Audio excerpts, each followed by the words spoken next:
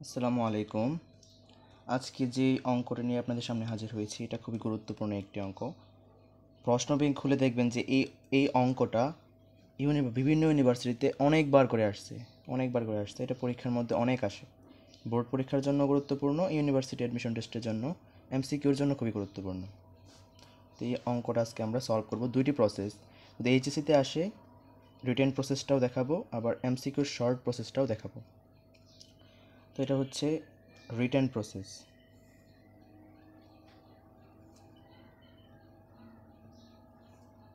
প্রশ্নটা পড়ি।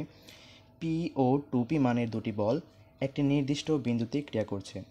এখন দ্বিতীয় বলকে দ্বিগুণ করে প্রথম বলকে 16 একক বৃদ্ধি করা হলে দিক অপরিবর্তিত থাকে। পি এর মান কত? আমরা তো এই ভেক্টরে একটা কনসেপ্ট পড়ছি, যে এই লব্ধির সামান্তরিক সূত্র, যেটা এটা হচ্ছে দুটি বল একটি বিন্দুতে ক্রিয়া করছে, তাহলে সেটা দিয়ে যদি আমরা একটা সামান্তরিক আঁকি, তাহলে ওই বল দুটির লব্ধি হবে এই সামান্তরিকের কেন্দ্র বরাবর, কেন্দ্র না, সামান্তরিকের কর্ণ বরাবর হচ্ছে ওই যে দুটি বলের লব্ধি ক্রিয়া করবে। তো এটা ধরে নেই, এই বলটা হচ্ছে পি, আর এটা হচ্ছে টুপি টুপি। এখন বলছে যে দ্বিতীয় বলকে দ্বিগুণ করলে, যে দ্বিতীয় বলটাই হচ্ছে এটা, দ্বিতীয় বলকে ধরে নিই এই যে এতটুকু হচ্ছে দ্বিগুণ করছে, এবং প্রথম বলকে 16 একক বৃদ্ধি করা হয়েছে। আচ্ছা, কখন এই দিকটা অপরিবর্তিত থাকবে? তখনই অপরিবর্তিত থাকবে যে এই যে দুটি বল যদি একই অনুপাতে বৃদ্ধি করা হয়, অর্থাৎ দ্বিতীয় বলকে দ্বিগুণ করা হলে এই বলটাকেও দ্বিগুণ করতে হবে, দ্বিতীয় বলকে যদি 3 গুণ করা হয় এটাকেও 3 গুণ করতে হবে। তাহলে একই অনুপাতে যদি বাড়ে, তাহলে একই অনুপাতে বাড়লেই এই লব্ধির দিকটা ঠিক থাকবে। যদি একটা বেশি একটা কম, ওই রকমভাবে যদি আমরা বৃদ্ধি করি, তাহলে যেটা বেশি থাকবে তার কাছাকাছি চলে আসবে লব্ধিটা। তো সেই ক্ষেত্রে আর লব্ধির দিক একই থাকবে না।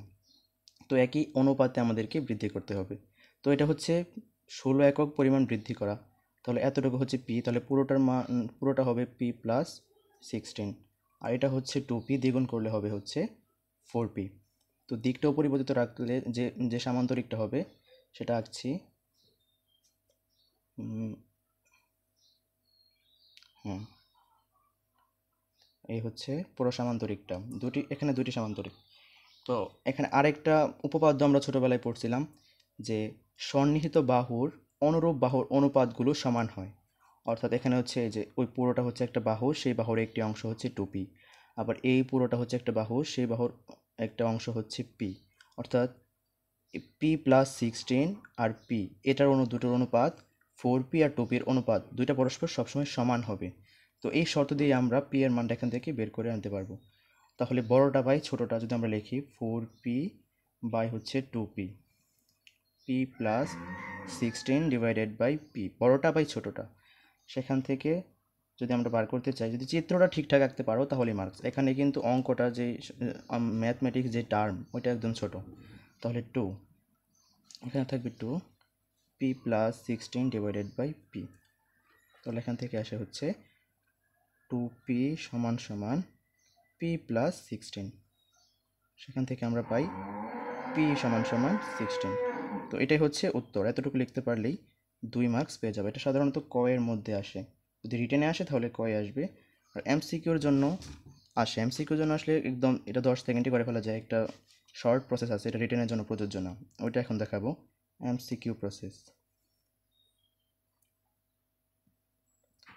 দেখো, একটু আগে আমি বললাম যে এই বলটাকে যদি দ্বিগুণ করা হয় তাহলে এটাকেও দ্বিগুণ পরিমাণ বৃদ্ধি করতে হবে, কিন্তু শর্তে দেওয়া আছে কি, যে প্রথম বলকে 16 একক পরিমাণ বৃদ্ধি করা হয়েছে।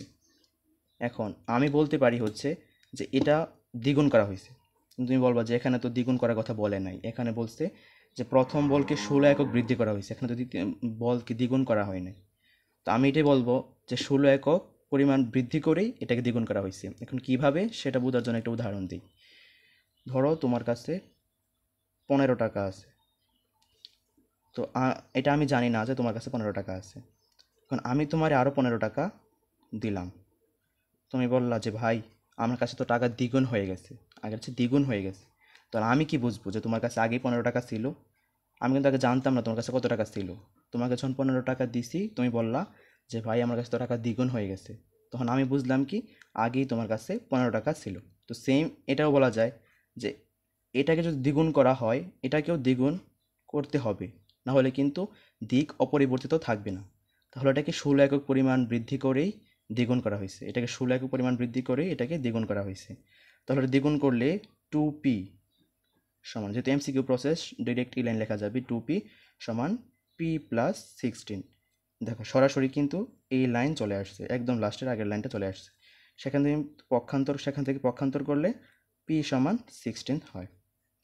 এখন যদি এরকম বলতো যে দ্বিতীয় বলকে 3 গুণ করে প্রথম বলকে 16 একক বৃদ্ধি করছে, সেক্ষেত্রে পিকে 3 দ্বারা গুণ করে p+16, তাহলে 2p সমান 16। এই পাশে p আনলে পরে 2p থাকবে, 2p সমান 16, p সমান 8।